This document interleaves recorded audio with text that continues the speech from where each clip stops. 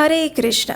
इस पवित्र कार्तिक मास में हम श्रवण कर रहे हैं कार्तिक महात्म्य कथा श्रृंखला का। और इस विशेष कथा श्रृंखला में हम तुलसी महारानी के गुणगान गाती हुई अनेक पौराणिक कथाओं का भी श्रवण कर रहे हैं। कार्तिक मास में अब कुछ ही दिन शेष रह गए हैं, तो आइए आज की इस सुंदर पौराणिक कथा का आरंभ करते हैं और जानते हैं कि तुलसी महारानी की कृपा से किस प्रकार भक्त अपनी सर्वोच्च अवस्था को प्राप्त कर सकता है, चाहे वो किसी भी वर्ण, जाति और रंग का ही क्यों ना हो। इस कथा का वर्णन हमें श्री चैतन्य चरितामृत ग्रंथ में प्राप्त होता है। ये कथा है श्रील हरिदास ठाकुर के विषय में, जो कि भगवान श्री चैतन्य महाप्रभु के नित्य पार्षद और भगवान के शुद्ध भक्त थे। श्रील हरिदास ठाकुर की महिमा का वर्णन करते हुए श्रील कृष्णदास कविराज गोस्वामी अपने ग्रंथ श्री चैतन्य चरितामृत में लिखते हैं कि एक समय श्री रामचंद्र खान यानी कि उस समय के मुसलमान राजा के आदेश का पालन करते हुए एक लक्ष्य हीरा वेश्या श्री हरिदास ठाकुर का पतन करवाने के लिए उनके पास आई थी। वास्तव में हरिदास ठाकुर सदैव ही भगवान श्री कृष्ण के नाम जप में मग्न रहते थे। निर्जन वने कुटीरा करी तुलसी सेवन, रात्रि दिने तीन लक्ष्य नाम संकीर्तन।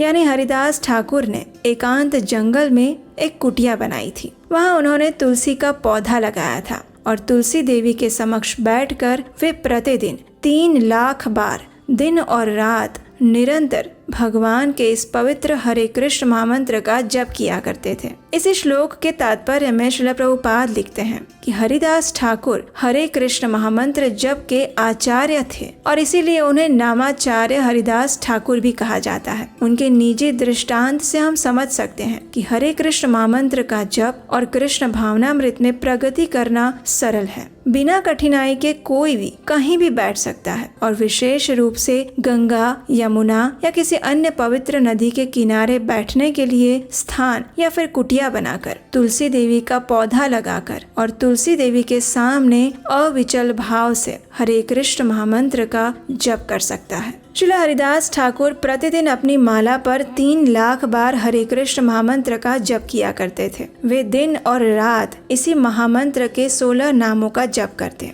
लेकिन ये सुनकर हमें इस बात का भी ध्यान रखना चाहिए कि हमें श्री हरिदास ठाकुर का अनुकरण नहीं करना चाहिए, क्योंकि अन्य कोई भी व्यक्ति एक दिन में 3 लाख नाम जप नहीं कर सकता। ऐसा जप करना मात्र मुक्त पुरुषों के लिए ही संभव है। हाँ, उनके दृष्टांत का पालन करके हम प्रतिदिन 16 माला का हरे कृष्ण महामंत्र का जप कम से कम कर सकते हैं और उन्हीं के आदेश अनुसार तुलसी देवी के पौधे के सामने बैठकर अगर ये हरे कृष्ण महामंत्र किया जाए तो वो सबसे ज्यादा फलदायी साबित होता है। ये करना किसी के लिए कठिन कार्य नहीं है। तुलसी के पौधे के समक्ष व्रत लेकर नाम जप करने से ऐसी आध्यात्मिक शक्ति प्राप्त होती है कि मनुष्य आध्यात्मिक रूप से सशक्त बन जाता है और इस प्रकार से हम श्री हरिदास ठाकुर के दृष्टांत का अनुपालन कर सकते हैं। श्री हरिदास ठाकुर सदैव नामामृत में मग्न रहा करते थे, लेकिन वैष्णव विद्वेषी रामचंद्र खान, जो कि एक मुसलमान राजा था, उससे श्री हरिदास ठाकुर की ये ख्याति सहन नहीं हुई। इसलिए एक दिन उसने निर्णय लिया कि वो श्री हरिदास ठाकुर का पतन करवाएगा, उनके वैराग्य आदि को नष्ट करेगा और इसके लिए उसने एक अत्यंत सौंदर्यवती वेश्या को भेजा। राजा की आज्ञा का पालन करते हुए वो वेश्या प्रथम रात्रि में हरिदास ठाकुर की कुटिया के पास गई और तब उसने 2 कार्य किए। पहला कार्य उसने किया, तुलसी के पौधे को नमस्कार करने के बाद वो हरिदास ठाकुर के द्वार पर गई और उन्हें नमस्कार करके वहाँ खड़ी हो गई। अब देखिए, श्री हरिदास ठाकुर के भजन कुटीर के सामने तुलसी का मंच लगा हुआ था और ये लक्ष्य हीरा वेश्या सबसे पहले उस स्थान में जाकर तुलसी महारानी का दर्शन करती है और किसी पूर्व सुकृति के कारण उन तुलसी देवी को प्रणाम भी करती है और फिर वो हरिदास ठाकुर के पास आती है। वास्तव में तुलसी देवी को प्रणाम करना चाहिए ऐसी कोई शिक्षा उसे नहीं दी गई थी, लेकिन अपने पूर्व जन्म के संस्कारों के कारण ही उसने ये सब किया था। उसके बाद उसने श्री हरिदास ठाकुर को प्रणाम किया, जो कि भगवान के शुद्ध भक्त थे। इस प्रकार उसने भगवत भजन के एक अंग का पालन किया और वो था तुलसी देवी को प्रणाम करना और एक शुद्ध वैष्णव को प्रणाम करना। अब पहले दिन उसकी इच्छा पूरी नहीं हुई, क्योंकि श्री हरिदास ठाकुर ने उससे कहा कि वो एक बार अपने नाम जप पूर्ण कर लेंगे, उसके बाद उसकी इच्छा पूरी करेंगे। लेकिन ऐसा करते करते प्रातः काल हो गया तो इसलिए वो वेश्या उस दिन वहाँ से चली गई। पुनः द्वितीय रात्रि में वो लक्ष्य हीरा वेश्या फिर से उसी स्थान पर आई और फिर एक बार उसने तुलसी के पौधे को और श्री हरिदास ठाकुर को प्रणाम किया और उसी द्वार पर आकर बैठ गई। अब जब हरिदास ठाकुर हरे कृष्ण महामंत्र का जप कर रहे थे तो वो भी उसको सुनने लगी। जब उसने देखा कि श्री हरिदास ठाकुर भगवत नाम उच्चारण में अत्यंत मग्न हैं, तो वो उनके महामंत्र का श्रवण करने लगी और पीछे पीछे नाम उच्चारण में वो भी मग्न हो गई और ऐसा करते करते फिर से प्रभात हो गई और इस प्रकार उसकी अभिलाषा पूर्ण न होने के कारण फिर से वो पुनः तीसरे दिन की रात्रि में उस स्थान पर आ गई। तृतीय रात्रि में भी लक्ष्य हीरा वेश्या ने आकर सबसे पहले तुलसी देवी का दर्शन किया, उन्हें प्रणाम किया और उसके बाद श्री हरिदास ठाकुर को भी प्रणाम अर्पित किए। अब इस दिन उसका हृदय संपूर्ण रूप से शुद्ध हो चुका था। श्री हरिदास ठाकुर के चरणों में अपनी इस घृणित अभिलाषा के लिए वो क्षमा याचना करने लगी और अपने उद्धार के लिए उनसे प्रार्थना करने लगी। 3 दिन तक तुलसी देवी की सेवा, दर्शन और प्रणाम करने से और सदैव तुलसी देवी के सन्निकट बैठने के कारण श्री हरिदास ठाकुर के मुख से शुद्ध कृष्ण नाम का उच्चारण सुनते हुए अब वो वेश्या पूर्ण रूप से शुद्ध हो चुकी थी। तुलसी देवी की सेवा करने के कारण उसके मन में एकाग्रता आ चुकी थी। तुलसी की सेवा के द्वारा व्यक्ति के मन में स्वतः ही एकाग्रता आ जाती है, क्योंकि तुलसी देवी का वृक्ष स्वाभाविक रूप से शुद्ध और सात्विक गुणों और आध्यात्मिकता का प्रतीक माना गया है। इस प्रकार देखा जाए तो तुलसी देवी की सेवा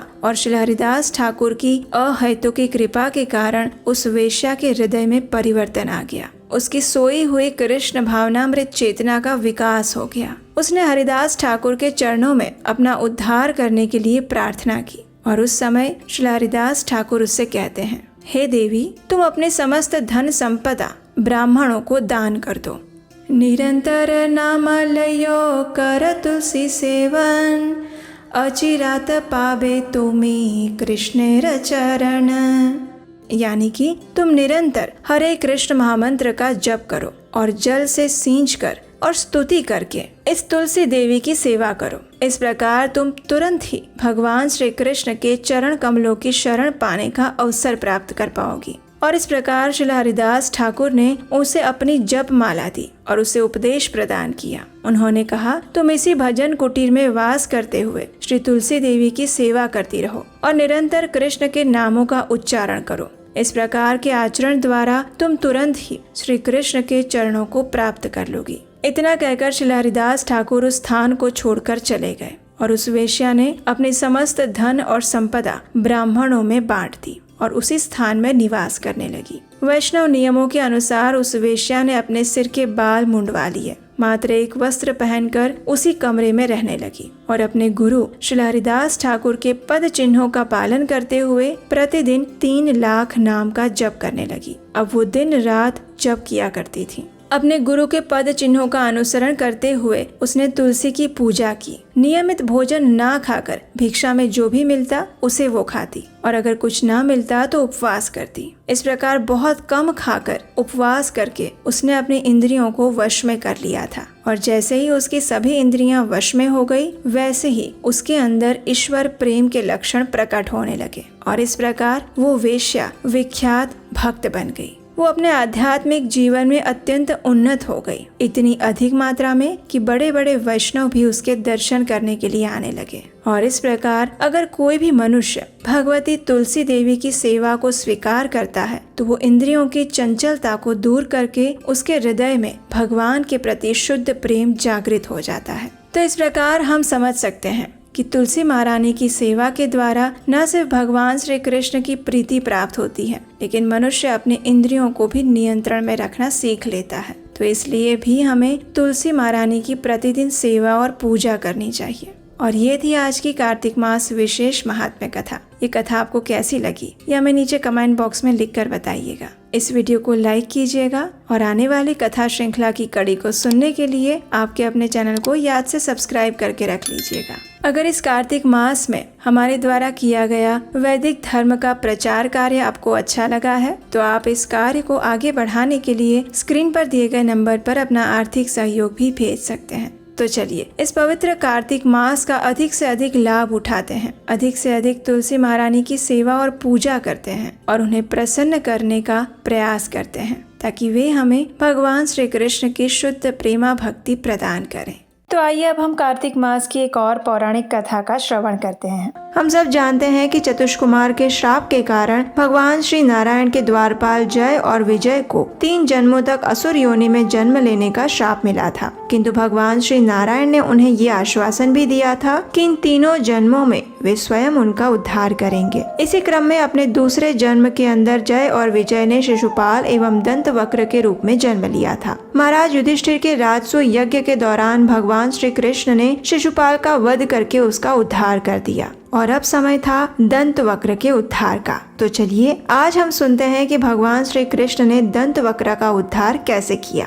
भगवान श्री कृष्ण के हाथों शाल्व का वध होने के बाद दंतवक्र भगवान श्री कृष्ण से अपने मित्र की हत्या का प्रतिशोध लेने के लिए अत्यधिक तत्पर था। जब भगवान श्री कृष्ण युद्ध भूमि में आगे बढ़ रहे थे तो दंतवक्र अपने हाथों में गदा लिए अकेले ही युद्ध भूमि में आ पहुंचा और भगवान को युद्ध के लिए ललकारने लगा। शत्रु को सामने से आया देखकर भगवान श्री कृष्ण ने अपनी गदा उठाई और दंतवक्र को आगे बढ़ने से रोकने के लिए अपने रथ से कूद पड़े। भगवान श्री कृष्ण को अपनी ओर आते हुए देखकर दंतवक्र ने उनसे कहा, आज मैं तेरी हत्या करके अपने भाई शिशुपाल की मृत्यु का प्रतिशोध लूंगा। ये मेरा परम सौभाग्य होगा कि आज मेरा सामना तुझसे हो रहा है कृष्ण। और फिर देखते ही देखते एक रोमांचक युद्ध प्रारंभ हो गया। उच्च लोकों के देवी देवता भी इस युद्ध को देखने के लिए आकाश में उपस्थित हो गए। सर्वप्रथम दंतवक्र ने गर्जना करते हुए भगवान के सिर पर अपनी गदा का प्रहार किया, लेकिन बिना किसी पीड़ा का अनुभव किए अथवा विचलित हुए बिना श्री कृष्ण ने अपनी कौमुद की गदा से उसकी छाती पर जोर से प्रहार किया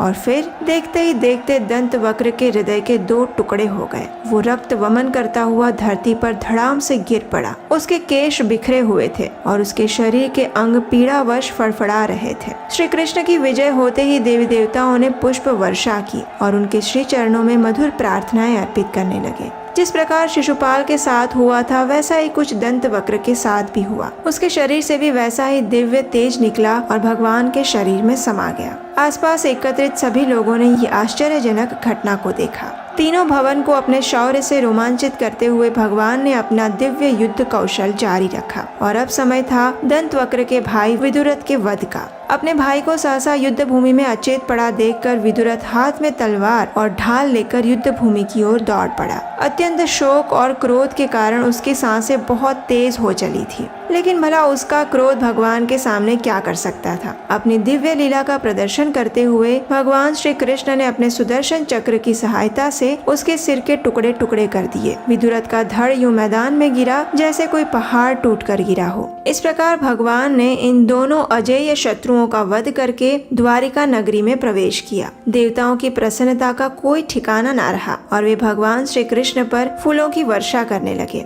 नगर के वासियों ने संपूर्ण नगरी को अत्यंत सुंदरता से सजाया हुआ था और इस अवसर पर चारों ओर उत्सव मनाए जाने लगे। जिस प्रकार परम भगवान श्री कृष्ण की लीलाएं अनादि और अनंत है, उसी प्रकार उनके भ्राता श्री बलराम जी की लीलाएं भी कुछ कम नहीं है। तो चलिए अब श्रवण करते हैं भगवान श्री बलराम जी की एक अत्यंत विशेष कथा का। जब अंततः पांडवों और कौरवों के बीच युद्ध अनिवार्य हो गया तो भारतवर्ष के सभी राजाओं को किसी न किसी पक्ष में अपना योगदान देने के लिए जुड़ना पड़ा। अब चूंकि बलराम जी का दुर्योधन और युधिष्ठिर दोनों ही के साथ संबंध अच्छे थे, इसलिए उन्होंने निश्चय किया कि वे दोनों में से किसी का भी पक्ष नहीं लेंगे, किंतु द्वारिका में रहते हुए उन्हें युद्ध के लिए बाध्य होना पड़ रहा था। इसलिए वे तीर्थाटन का बहाना लेकर द्वारिका से निकल पड़े। ब्राह्मणों के साथ सबसे पहले वे प्रभात क्षेत्र तथा गंगा, यमुना और सरस्वती के तटों पर बसे तीर्थ स्थान पर गए। अंत में वे नैमिषारण्य पहुँचे, जहाँ अनेक ऋषि मुनि महत्वपूर्ण यज्ञ करने के लिए एकत्रित हुए थे। उन सभी ऋषि मुनियों ने रोमहर्षण को अपना आचार्य चुनकर उन्हें व्यास आसन पर बिठाया हुआ था। उसे दीर्घायु के साथ साथ समस्त कष्टों से मुक्ति का आशीर्वाद दिया हुआ था। जब बलराम जी ने इस सभा में प्रवेश किया तो सभी ऋषि मुनि उनके स्वागत के लिए खड़े हो गए। ब्राह्मणों ने उनके आदर सत्कार में विभिन्न सुंदर स्तुतियां और प्रार्थना अर्पित की, उनके चरण पखारे और उन्हें बैठने के लिए एक उचित आसन दिया। किंतु एक व्यक्ति ऐसा था जिसे भगवान श्री बलराम को सम्मान देना उचित नहीं समझा, और वो कोई और नहीं अपितु स्वयं रोमहर्षण था। व्यासदेव के शिष्य रोमहर्षण द्वारा इस प्रकार अपना अपमान होते हुए देखकर बलराम जी अत्यंत क्रोधित हो गए और उन्होंने रोमहर्षण से इस प्रकार कहा, ये मूर्ख स्वयं को यहाँ उपस्थित समस्त ब्राह्मणों और मुझसे भी श्रेष्ठ मान रहा है। निश्चित ही ये मृत्यु के योग्य है। यद्यपि ये व्यासदेव का शिष्य है और इसने उनसे विभिन्न शास्त्रों का ज्ञान प्राप्त किया है, परंतु इतना ज्ञान प्राप्त करने पर भी इसमें कोई सद्गुण नहीं आया। न तो इसका स्वयं पर नियंत्रण है और न ही इसमें नम्रता है। ये अकारण ही स्वयं को बहुत बड़ा विद्वान समझ रहा है। ऐसे दंभियों और पाखंडियों का वध करने के लिए ही मैंने इस संसार में अवतार लिया है। इतना कहकर बलराम जी ने एक कूशा घास का तिनका उठाया और उसकी नोक के स्पर्श से देखते ही देखते रोमहर्षण का वध कर दिया। इसे देखकर वहां उपस्थित साधुओं में त्राही मच गई। रोमहर्षण का इस प्रकार वध होते हुए देखकर सभी ब्राह्मण चिंतित हो गए, क्योंकि उन्होंने रोमहर्षण को दीर्घायु होने का वरदान दिया था। लेकिन बलराम जी के रोमहर्षण का वध करने पर उनका वचन असत्य हो गया था। ब्राह्मणों ने बलराम जी से कहा, हे भगवान संकर्षण, आपने बहुत बड़ा अधर्म किया है। हमने रोमहर्षण को अपना आचार्य चुनकर उन्हें व्यास आसन पर बिठाया था। इसके साथ साथ उसे हमने दीर्घायु होने का आशीर्वाद भी दिया था, किंतु इस प्रकार उसका वध करके हमारे आशीर्वाद अब निष्फल हो चुके हैं। ये सुनकर श्री बलराम जी ने कहा, हे ऋषियों, यदि ऐसा है तो निश्चित ही मैं इसका प्रायश्चित करूंगा। यदि आप चाहें तो मैं इसे पुनः जीवन प्रदान कर सकता हूं और आपके आशीर्वाद को पूर्ण कर सकता हूं। बताइए, मेरे लिए क्या आज्ञा है। ब्राह्मण जानते थे कि अंततोगत्वा सब कुछ भगवान की इच्छा के अनुसार होता है, इसलिए वे भगवान के उद्देश्य में बाधा नहीं बनना चाहते थे। इसलिए उन्होंने बलराम जी से प्रार्थना की कि वह केवल उनका आशीर्वाद निष्फल ना जाने दे। ब्राह्मणों की इच्छा को पूरा करने के लिए बलराम जी ने परामर्श दिया, रोमहर्षण के पुत्र उग्रश्रवा सूत को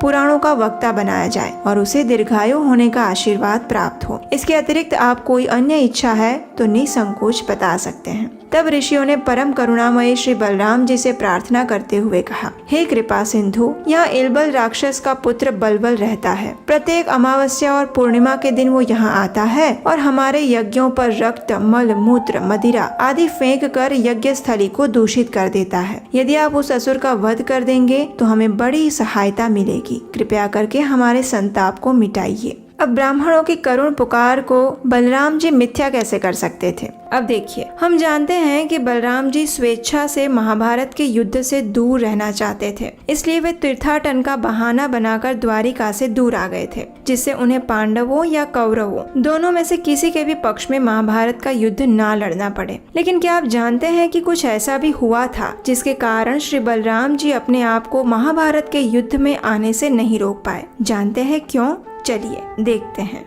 ब्राह्मणों की प्रार्थना सुनकर बलराम जी अब पूरी तैयारी के साथ बलबल के आक्रमण की प्रतीक्षा करने लगे। बलराम जी के प्रण से तीनों लोग रोमांचित हो उठे थे। तभी अचानक एक भयानक तूफान उठाया, जो कि आने वाले महायुद्ध का सूचक था। चारों दिशाओं में धूल उड़ने लगी और वातावरण दुर्गंध से भर गया। दुष्ट वस्तुओं की वर्षा होने लगी और अंत में वह राक्षस वहां प्रकट हुआ। आकाश में उड़ते हुए बलबल के हाथों में केवल एक त्रिशूल था। उस असुर का विशाल शरीर कोयले के समान काला था, बिल्कुल उसके मन जैसे।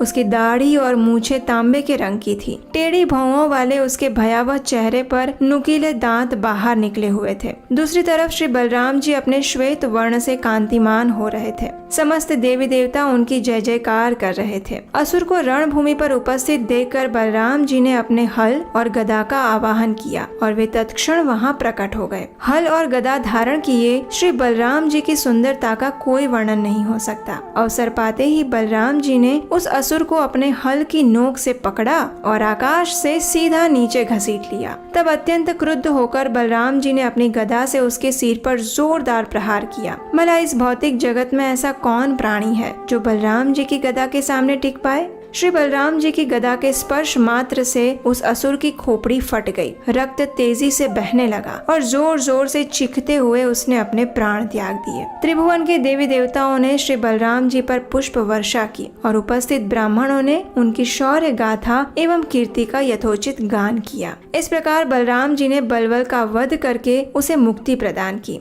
एक ऐसी मुक्ति जिसकी परिकल्पना बड़े बड़े योगी और ज्ञानी भी नहीं कर सकते। अब ऋषियों से अनुमति लेकर बलराम जी ने कुछ ब्राह्मणों के साथ वहाँ से प्रस्थान किया और अपनी तीर्थ यात्रा जारी रखी। वहाँ से बलराम जी प्रयाग होते हुए गया पहुँचे। वहाँ उन्होंने अपने पिता के निर्देश अनुसार विष्णु मंदिर में अपने पूर्वजों का श्राद्ध किया। जैसा कि श्रीमद् भगवत गीता में भगवान ने स्वयं कहा है कि यद्यपि उनके करने के लिए कोई भी कार्य नहीं है, किंतु फिर भी वह इस भौतिक जगत में कार्य करते हैं ताकि लोग उनके कार्यों का अनुसरण करके शास्त्रों के विधि विधानों का पालन करना सीखें। इस सिद्धांत को चरितार्थ करते हुए श्री बलराम जी ने ऐसे कार्य किए जिससे मानवता का उद्धार हो सके। महेंद्र पर्वत पर उनकी भेंट परशुराम जी से हुई और उन्होंने झुककर उन्हें प्रणाम किया। अनेक तीर्थ स्थलों का भ्रमण करके बलराम जी बालाजी पहुँचे और फिर वहाँ श्रीरंगम होते हुए सेतुबंध पहुँचे। इसी स्थान पर भगवान श्री राम ने लंका तक जाने के लिए सेतु का निर्माण किया था। उसी स्थान पर बलराम जी ने वहाँ निवास कर रहे ब्राह्मणों को 10,000 गायें दान में दी और फिर वह मलय पर्वत पर निवास कर रहे अगस्त्य ऋषि से भेंट करने गए।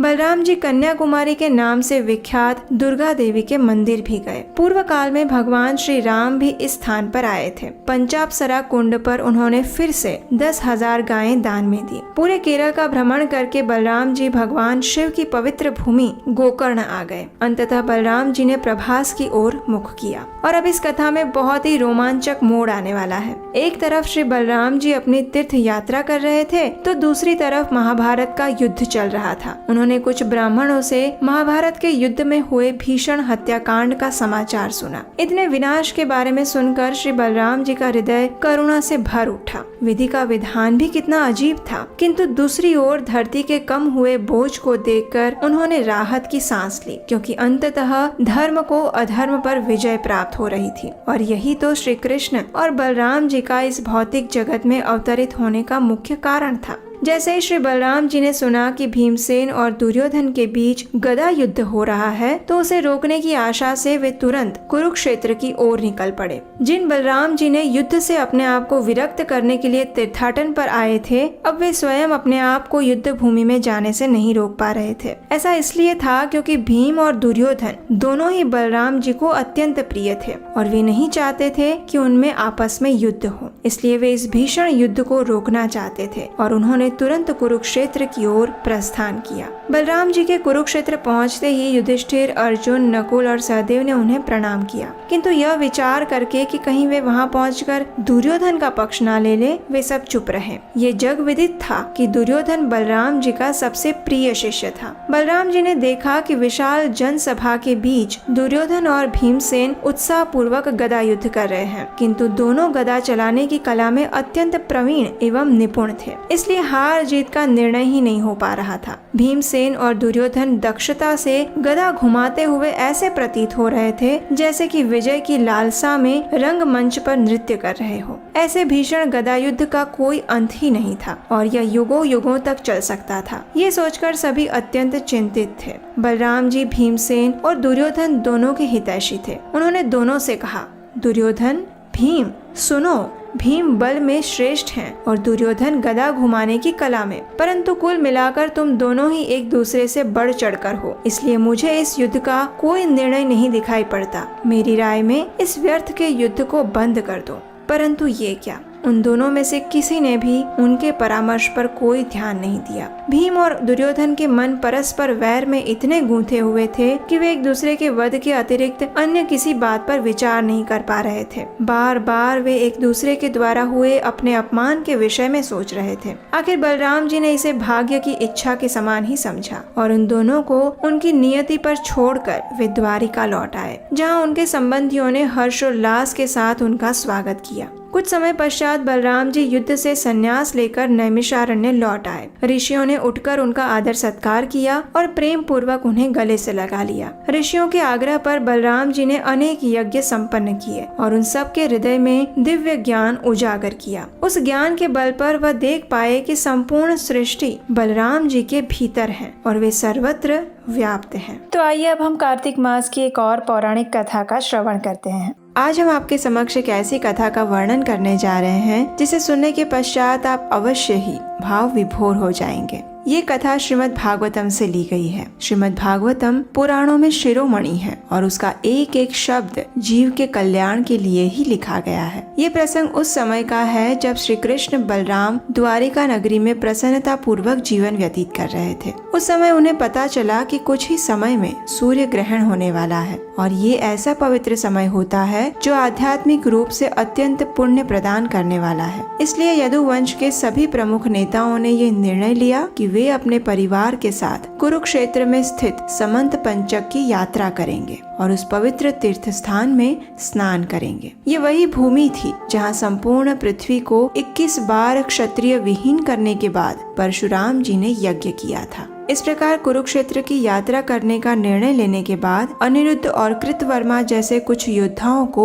द्वारका की सुरक्षा का भार सौंपकर सभी यादवों ने अपने अपने रथों एवं हाथियों पर कुरुक्षेत्र की यात्रा आरंभ की। उनके साथ पालकी में बैठे उनकी पत्नियां भी थी। समंत पंचक पहुंचकर यादवों ने उपयुक्त समय पर स्नान किया और समस्त पापों से मुक्त होने के लिए ग्रहण के दौरान उपवास रखा। उसके बाद उन्होंने सभी ब्राह्मणों को यथाशक्ति दान दिया और उन्हें भरपेट स्वादिष्ट भोजन खिलाया। हालांकि बाह्य दृष्टि से देखा जाए तो ये सारे कार्य कर्म कांड जैसे लग रहे हैं, परंतु यादवों ने अत्यंत भक्ति भाव पूर्वक इन सभी कार्यों को संपन्न किया। कुरुक्षेत्र से ब्रज क्षेत्र ज्यादा दूर नहीं था। श्री कृष्ण और बलराम जी के ग्रहण के अवसर पर कुरुक्षेत्र पहुंचने का समाचार ब्रज भूमि में इस प्रकार फैला मानो जंगल में दावानल। न जाने कितने वर्षों से ब्रजवासी कृष्ण बलराम की राह देखते देखते अपने प्राणों को अपनी देह में रोक कर बैठे हुए थे और आखिरकार वो क्षण अब उनके पास आ रहा था जब वे कृष्ण बलराम के दर्शन कर सकते थे। वृंदावन वासियों ने इस ग्रहण का लाभ उठाया और कृष्ण बलराम से मिलने के लिए कुरुक्षेत्र की तरफ प्रस्थान किया। ब्रजवासियों और यदुवंशियों के बीच घनिष्ठ संबंध थे, इसलिए दीर्घ काल के बाद ये भेंट अत्यंत हृदय स्पर्शी रही। दोनों पक्षों के आनंद को देखकर ऐसा लग रहा था मानो किसी मृत व्यक्ति के प्राण लौट आए हों। आनंद विभोर होने के कारण उनकी वाणी गदगद हो रही थी और लंबे समय तक उन दोनों परिवारों ने एक दूसरे को अपने आलिंगन में कसकर पकड़ के रखा। उनके नेत्रों से अविरल अश्रु धारा बहती रही और प्रसन्न चित्त मुख से खिले हुए कमल पुष्पों के समान दिखने लगे। आतुर होकर वे सभी एक दूसरे की कुशल क्षेम पूछने लगे। सूर्य ग्रहण के इस अवसर पर भीष्म, द्रोण, धृतराष्ट्र, गांधारी और उसके पुत्र अपनी पत्नियों के साथ पांडव, कुंती, संजय, विदुर, कृपाचार्य, कुंती भोज, विराट, भीष्मक, द्रुपद, शल्य और अनेक राजा वहां उपस्थित थे। श्री कृष्ण एवं उनकी रानियों को देखकर ये सब अत्यंत हर्षित हुए। एक एक करके सभी कृष्ण बलराम से मिलने के लिए आए और उनके आदर सत्कार को स्वीकार किया। कुंती देवी अपने भाई वसुदेव एवं अन्य संबंधियों से मिली और उनसे बातें करके अपने सारे दुख भूल गई। उन्होंने अपने भाइयों को बताया कि किस प्रकार उन्हें धृतराष्ट्र और दुर्योधन की करतूतों के कारण अपने पुत्रों के साथ वनवास में रहना पड़ा और उन्होंने स्नेह पूर्वक अपने भाई को उलाहना भी दिया कि इतने बुरे दिनों में भी वह उन्हें भूल गए। वसुदेव ने उत्तर देते हुए कहा, हे मेरी प्रिय बहन, मुझ पर क्रोध मत करो। कंस के उत्पीड़न से हमारा जीवन भी अनेक कष्टों से गुजर रहा था, परंतु विधाता की इच्छा से अब हमारे सुख के दिन आ गए हैं। वास्तव में देखा जाए तो हम सभी नियति के हाथों में मात्र कठपुतलियां हैं। बाह्य दृष्टि से देखे तो कई बार ऐसा लगता है कि हमने स्वयं संकटों को बुलाया है और कई बार लगता है कि दूसरों ने हमें संकट में डाला है, लेकिन वास्तव में प्रत्येक परिस्थिति में हम परमेश्वर के अधीन हैं। इस प्रकार आपस में अपने दुख को साझा करते हुए कुंती और वसुदेव इस भेंट की स्मृतियों को अपने मानस पटल पर सदा के लिए अंकित कर रहे थे। कुरुक्षेत्र में उस समय जो अन्य राजवंशों के राजा उपस्थित थे, उन्होंने यदुवंश का गुणगान करते हुए प्रशंसा की झड़ी लगा दी थी। वे राजा कहने लगे, वास्तव में पूरी पृथ्वी पर केवल आपका जन्म ही धन्य है। जिन श्री कृष्ण के दर्शन ऋषि मुनियों के लिए भी दुर्लभ हैं, आप उन भगवान के साथ निरंतर रहते हैं। यद्यपि काल के प्रभाव से धरती का सौभाग्य नष्ट हो चुका था, लेकिन श्री कृष्ण के चरण कमल के स्पर्श से वह पुनः जीवित हो उठी है। जिन भगवान का स्मरण करने से व्यक्ति स्वर्ग और मुक्ति को भूल जाता है, उन भगवान का आप लोगों के साथ वैवाहिक एवं पारिवारिक संबंध है। आप लोग निरंतर उन्हें आते जाते देखते हैं, उनके साथ बातें करते हैं, विश्राम करते हैं अथवा एक साथ बैठकर भोजन करते हैं। इस प्रकार सभी एक दूसरे की प्रशंसा करते हुए आपस में चर्चा करने लगे। और अब बारी थी नंद महाराज की। वसुदेव जी से मिलते समय नंद महाराज अत्यंत आनंदित थे। वसुदेव जी ने नंद महाराज को बताया कि किस प्रकार जन्मजात कृष्ण की रक्षा के लिए वे रातों रात उन्हें वृंदावन ले आए थे। और अंततः वह क्षण आया जब नंद और यशोदा श्री कृष्ण से मिलने आए। कृष्ण बलराम के विरह में न जाने उनके नेत्रों से कितने ही महासागर बह चुके थे। नंद और यशोदा से मिलने पर कृष्ण बलराम ने उन्हें प्रणाम किया। ऐसा लग रहा था जैसे समय ठहर चुका है। अपने दोनों पुत्रों को देखकर नंद और यशोदा ने उन्हें अपनी गोद में बिठा लिया। लंबे समय तक उन्हें अपनी छाती से लगाते हुए अपनी विरह अग्नि को शांत करते रहे। और तब रोहिणी और देवकी ने यशोदा मैया का आलिंगन किया और अपने पुत्रों का लालन पालन करने के लिए अपना आभार प्रकट किया। उन दोनों ने इस बात का स्वीकार करते हुए कहा कि वास्तव में कृष्ण बलराम के सच्चे माता पिता आप ही हैं। इस संसार के किसी भी व्यक्ति के लिए इसकी कल्पना करना भी असंभव है कि गोपियां श्री कृष्ण से मिलने के लिए कितनी आतुर थी। वे प्रेम की साक्षात देवियां भगवान के विरह में पत्थर सी हो चुकी थी, जिनमें केवल सांसें आती जाती थी। भगवान के जाने के पश्चात मानो उनके दिल की धड़कनें भी भगवान के साथ चली गई थी। और अब भगवान के दर्शन का समाचार सुनकर जैसे उनके शरीर में पुनः प्राण वायु का संचार होने लगा था। जैसे ही गोपियों ने दूर से श्री कृष्ण को देखा तो उन्होंने अपने नेत्र मार्गों से अपने अंतःकरण में ले जाकर गोपियों ने दीर्घ काल तक उनका प्रगाढ़ आलिंगन किया। अत्यंत संतुष्ट होकर वे अपने आप को भूल गई। गोपियों के हृदय में पहुंचकर श्री कृष्ण ने भी अपने अंतःकरण से उनका आलिंगन किया। श्री कृष्ण ने गोपियों से कहा, हे मेरी प्रिय सखियों, क्या तुम अभी भी मेरा स्मरण करती हो? अपने शत्रुओं का वध करने के उद्देश्य से मुझे लंबे समय तक तुमसे दूर रहना पड़ा। क्या तुम अभी भी मुझे कृतज्ञ मानती हो? ये तो तुम्हारा परम सौभाग्य है कि तुम्हारे हृदय में मेरे प्रति अनन्य प्रेम भाव है। मैं समस्त चराचर जगत का आदि, मध्य और अंत हूँ और पृथ्वी, जल, अग्नि, वायु, आकाश के समान मैं प्रत्येक वस्तु के बाहर और भीतर निवास करता हूँ। इस प्रकार ये समझकर कि हम कभी एक दूसरे से विलग नहीं हो सकते, तुम शांत रह सकती हो। गोपियों ने इस बात का उत्तर देते हुए कहा, हे नाथ, इस संसार रूपी अंधे कुएं में गिरे प्राणियों के लिए आपके चरण कमल ही एकमात्र आश्रय स्थान है। हालांकि हम घर गृहस्थ में फंसी हुई अत्यंत साधारण स्त्रियां हैं, फिर भी हमारी एकमात्र कामना यही है कि आपके ये चरण कमल सदैव हमारे हृदय में स्फुरित होते रहें और हम सदैव आपका चिंतन करते रहें। श्री कृष्ण से इतने लंबे विरह के बाद भी गोपियां उनके साथ द्वारका नहीं जाना चाहती थी। उन्हें तो अपना वृंदावन अति प्रिय था, जहाँ प्रत्येक पग पर वे श्री कृष्ण की उपस्थिति का अनुभव कर सकती थी। और तब गोपियों ने श्री कृष्ण से वृंदावन लौटने का आग्रह किया। गोपियों ने अपने मन रूपी रथ पर कृष्ण बलराम को आरूढ़ किया और उस रथ की डोरियों को खींचकर वृंदावन की ओर ले जाने लगी। और यही भाव श्री चैतन्य महाप्रभु की शिक्षाओं का मूलभूत सिद्धांत है और रथ यात्रा के पीछे छिपी हुई भावना का भी यही सार है। आज इस कथा को यहीं पर विराम देते हुए हम आपको श्री कृष्ण के प्रेम रूपी अनंत सागर के छोर तक ले आए हैं।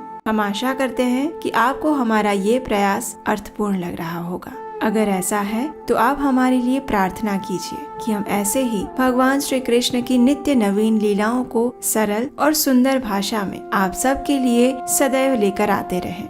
श्रीमद् भागवत पुराण दिव्य रस का एक ऐसा सागर है जिसमें गोता लगाने से भगवान का लीला रूपी अमृत प्राप्त होता है। ऐसा अमृत जो मनुष्य को इस भौतिक जगत में शीतलता प्रदान करता है और जीवन के अंत में परम गंतव्य प्रदान करता है। इस समय हम श्रवण कर रहे हैं श्रीमद् भागवतम के 10वें स्कंद से भगवान श्री कृष्ण की रोमांचक लीलाओं का। आज हम एक ऐसी लीला का श्रवण करने जा रहे हैं जो निश्चित तौर पर आपने पहले नहीं सुनी होगी। हम सब जानते हैं कि भगवान श्री कृष्ण की 16,108 पत्नियां थीं और इन सभी पत्नियों के साथ उनके विवाह की विस्तृत एवं अलौकिक लीलाएं हुई थीं। इनमें से लगभग सभी रानियों से भगवान के विवाह की लीला के विषय में हम श्रवण कर चुके हैं, लेकिन अभी भी एक रानी ऐसी है जिसके विषय में अभी तक हमने आपको कथा नहीं सुनाई है। तो चलिए आज भगवान की एक ऐसी ही प्रमुख रानी लक्ष्मणा के विवाह की सुंदर कथा का श्रवण करते हैं। श्रीमद् भागवतम कथा के पिछले अध्याय में हमने सुना था कि जब कृष्ण बलराम सूर्य ग्रहण के अवसर पर कुरुक्षेत्र पहुँचे तो बहुत सारे भारतवर्ष के सम्राट एवं ब्रजवासी उनसे भेंट करने के लिए कुरुक्षेत्र आए थे। इसी अवसर पर पांडव एवं उनकी प्रिय पत्नी द्रौपदी भी वहाँ उपस्थित थे। कृष्ण बलराम वहाँ एकत्रित हुए सभी लोगों से भेंट कर रहे थे। जब कृष्ण बलराम वहाँ उपस्थित राजाओं से वार्तालाप कर रहे थे तो उस समय अवसर देखकर वहाँ एकत्र हुई स्त्रियां श्री कृष्ण की लीलाओं की चर्चा करने लगी। उस समय द्रौपदी महारानी ने श्री कृष्ण की पत्नियों से कहा, हे देवियों, कृपया बताओ तो सही कि संसार में मनुष्य लीला करने वाले भगवान मदन मोहन ने किस प्रकार तुम सबसे विवाह किया। द्रौपदी महारानी का ये प्रश्न सुनकर श्री कृष्ण की प्रमुख रानियां जैसे कि रुक्मिणी, सत्यभामा, जाम्बवती, कालिंदी, मित्रविंदा, सत्या और भद्रा ने अपनी अपनी कथाएं सुनाई।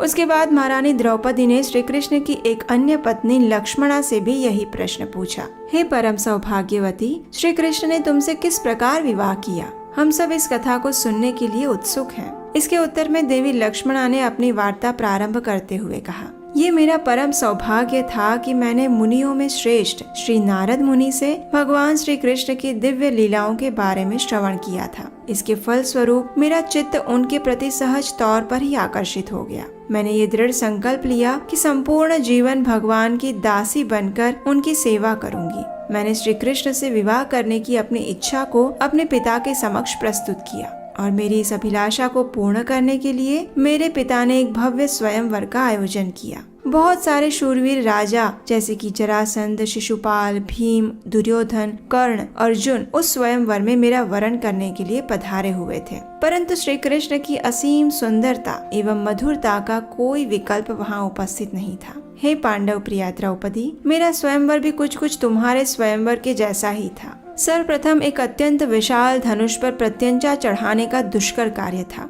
फिर उस भयावह धनुष को उठाकर एक निशाने को भंजन करना था। जिस प्रकार तुम्हारे स्वयंवर में लटकती हुई मछली की आंख भेदने का लक्ष्य रखा गया था, वैसे ही मेरे स्वयंवर में भी यही शर्त रखी गई थी, परंतु अंतर इतना ही था कि वह मछली एक झीने कपड़े से आच्छादित थी, जिससे उसकी परछाई तक नीचे जल में दिखाई नहीं दे रही थी। इसलिए इस शर्त को पूरा कर पाना और भी कठिन था। वहाँ उपस्थित राजाओं को इस कठिन चुनौती का सामना करना था। आखिरकार स्वयंवर आरंभ हुआ। सर्वप्रथम मेरे पिता ने स्वयंवर में भाग लेने के लिए आए हुए सभी राजाओं का आदर सत्कार किया। इसके बाद उन सभी राजाओं को स्वयंवर की शर्त के बारे में बताया। वहाँ उपस्थित सभी राजा इस चुनौती को सुनकर अत्यधिक रोमांचित हो उठे। एक एक करके सभी राजा उस दुष्कर धनुष को उठाने का प्रयास करने लगे। अपने शरीर की सारी शक्ति लगा देने के बाद भी वे धनुष ज्यों का त्यों पड़ा रहा। बहुत सारे राजा तो इस कार्य में भी सफल नहीं हो पाए कि वे धनुष उठा पाए और फिर निराश होकर नीचे बैठ गए। कुछ अन्य राजाओं ने उसे मोड़ने का प्रयास तो किया, परंतु झटके से ऊपर आकर उसने बदले में उन्हें ही घायल कर दिया। फिर बहुत से ऐसे राजा भी थे जो कि धनुष उठाने और उस पर प्रत्यंचा चढ़ाने में सफल हो गए, जैसे कि जरासंध, शिशुपाल, भीम, दुर्योधन और कर्ण, परंतु उनमें से कोई भी लक्ष्य को भेद नहीं पाया। जैसे ही वे राजा धनुष पर बाण लगाकर लक्ष्य भेदने के लिए धनुष को खींचते, मैं उद्विग्न हो उठती और मेरे पूरे हृदय से मैं प्रार्थना करती कि केवल मेरे प्रियतम श्री कृष्ण ही इस शर्त को पूर्ण कर पाए और मुझसे विवाह करें। इन सब के बाद अब बारी आई थी सर्वश्रेष्ठ धनुर्धर अर्जुन की। वह अपने कार्य में सफल हुए और उन्होंने धनुष को उठाकर उस पर प्रत्यंचा चढ़ाई और लक्ष्य को साधा। जैसे ही उन्होंने बाण छोड़ा, वह मछली का स्पर्श करता हुआ निकल गया। पूरी सभा विस्मय से भर गई कि किस प्रकार पृथ्वी के सर्वश्रेष्ठ धनुर्धर भी मछली की आंख का भेदन नहीं कर पाए। वास्तव में ये सब इसलिए हो रहा था क्योंकि अभी तक भगवान श्री कृष्ण की बारी नहीं आई थी। देवी लक्ष्मणा ने अपनी बात जारी रखते हुए आगे कहा, जब उन सभी वीरों का गर्व चूर हो गया, तब श्री कृष्ण उस सभा में उठे। उनका सौंदर्य अतुल्य था। संपूर्ण ब्रह्मांड में कोई भी जीव ऐसा नहीं है जो उनके सद्गुणों से आकर्षित ना हो।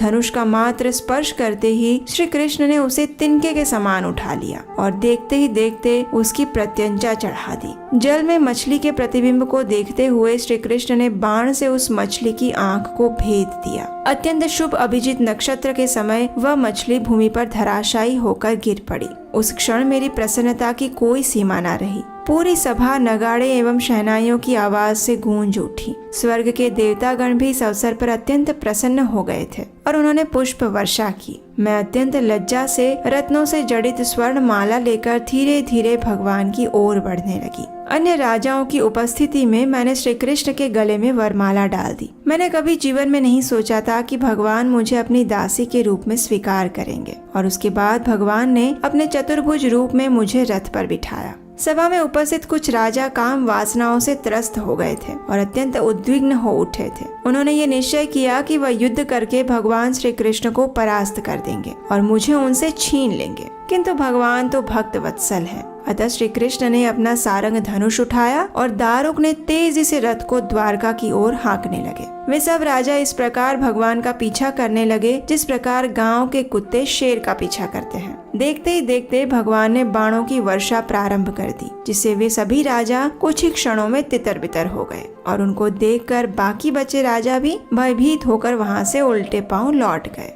द्वारिका आकर भगवान श्री कृष्ण ने संपूर्ण विधि विधान से मुझसे विवाह किया और मुझे अपनी पत्नी के रूप में स्वीकार किया। इस प्रकार से ये कथा पूर्ण हुई और वहां उपस्थित सभी स्त्रियां अत्यंत हर्षित हो उठी। सबने भगवान श्री कृष्ण की लीलाओं का गुणगान किया और उनकी जय जयकार की। वहां उपस्थित रोहिणी देवी ने सभी 16,108 पत्नियों की ओर से कहा कि श्री कृष्ण की सभी पत्नियों की मात्र एक ही अभिलाषा है कि श्री कृष्ण के चरण कमल की धूली अपने सिर पर धारण करना। इसके अतिरिक्त उन्हें और कोई भी सांसारिक अभिलाषा नहीं है। यहाँ तक कि ब्रह्मा जी का पद प्राप्त करना भी इनके लिए बहुत ही तुच्छ एवं नारकीय विचार है। आशा है कि इस कथा को सुनने के बाद हम सब की भी यही इच्छा होगी कि हम भी भगवान की नित्य सेवा में संलग्न रहें। तो चलिए परम भगवान श्री कृष्ण के चरण कमलों में यही प्रार्थना करते हैं कि वे हमें अपने शुद्ध भक्तों का संग प्रदान करें, योग्य गुरु का मार्गदर्शन प्रदान करें और हम उनके आदेशों अनुसार साधना भक्ति के पथ का अनुगमन करते हुए उनकी भक्तिमय सेवा प्राप्त कर सकें। वृंदाय तुलसी देव्याय प्रियाय केशवस्य च कृष्ण भक्ति प्रदे देवी सत्यवत्यै नमो नमः। हे वृंदे, हे तुलसी देवी, आप भगवान केशव की प्रिया है। हे कृष्ण भक्ति प्रदान करने वाली सत्यवती देवी, आपको मेरा बारंबार प्रणाम है। नमो नमः तुलसी कृष्ण प्रेयसी, नमो नमः राधा कृष्ण सेवा पवो एहि अभिलाषी, ये तुम्हार शरण लो तार वांछा पूर्ण हो, कृपा करी करो तारे वृंदावन वासी। नमो नमः तुलसी कृष्ण प्रेयसी, नमो नमः मोरा एहि अभिलाष, विलास कुंजे दियो वास, नयने रिबो सदा युगल रूप राशि। एहि निवेदन धर सखीर अनुगत करो, सेवाधिकार दिए करो निज दासी।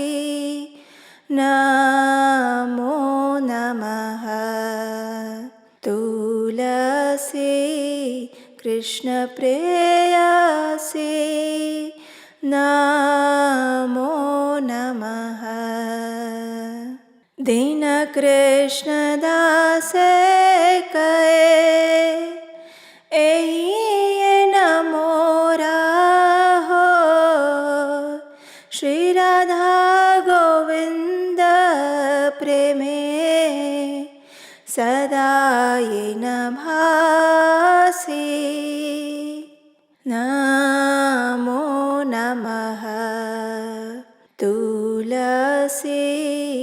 कृष्ण प्रेयसी नमो नमः। आइए अब इस तुलसी आरती का अर्थ समझते हैं। भगवान श्री कृष्ण की प्रियतमा हे तुलसी देवी, मैं आपको बारंबार प्रणाम करती हूँ।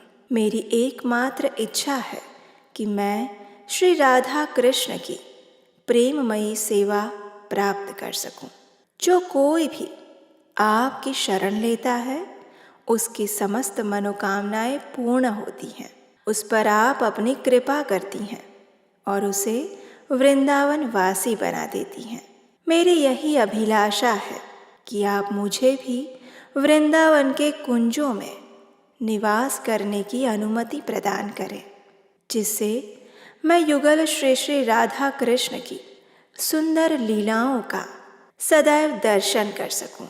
आपके चरणों में मेरा यही निवेदन है कि मुझे किसी भी व्रज गोपी की अनुचरी बना दीजिए तथा सेवा का अधिकार देकर मुझे आपकी निज दासी बनने का अवसर प्रदान कीजिए। अत्यंत दीन कृष्णदास आपसे प्रार्थना करता है कि मैं सदा सर्वदा श्री श्री राधा गोविंद के प्रेम में डूबा रहूं।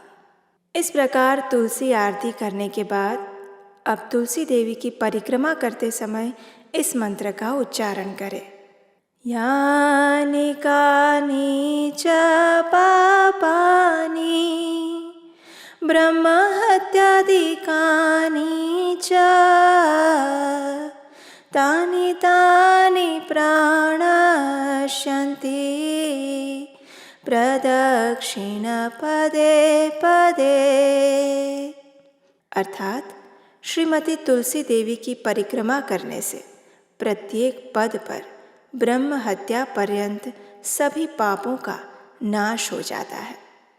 आइए अब हम तुलसी अष्टकम का पाठ करते हैं। ये तुलसी अष्टकम ब्रह्म वैवर्त पुराण से प्राप्त होता है। जब एक समय तुलसी देवी अंतर ध्यान हो गई थी तो उसके बाद भगवान उनके विरह में व्याकुल हो गए और वे वृंदावन आ गए। वहाँ पर आकर उन्होंने तुलसी देवी की पूजा और इस स्तुति का पाठ किया था।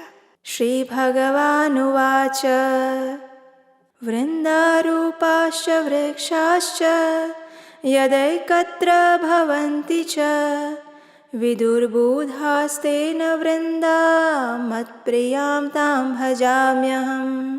पुरा बभूव या देवी त्वादौ वृन्दावने वने तेन वृन्दावनी ख्याता सौभाग्यां तं भजाम्यहम्। असंख्येषु च विश्वेषु पूजिताया निरन्तरं तेन विश्वपूजिताख्यां जगत्पूज्यां भजाम्यहम्। असंख्यानि च विश्वानि पवित्राणि यया सदा तां विश्वपावनीं देवीं विरहेण स्मराम्यहम्।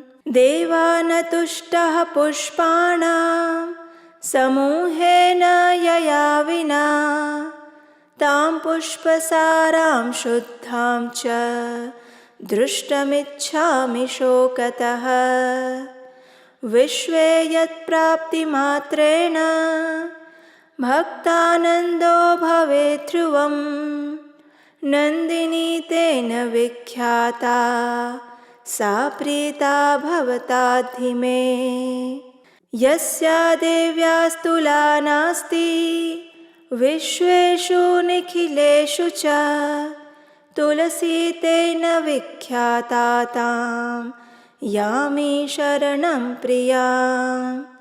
कृष्ण जीवन रूपाया शश्वत्प्रियतमा सती तेन कृष्ण जीवनीति मम रक्षतु जीवनम् मम रक्षतु जीवनम्।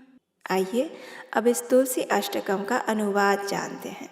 श्री भगवान ने कहा, जब वृंदा रूपी वृक्ष एकत्र होते हैं तब वृक्ष समुदाय अथवा वन को बुद्धिमान लोग वृंदा कहते हैं।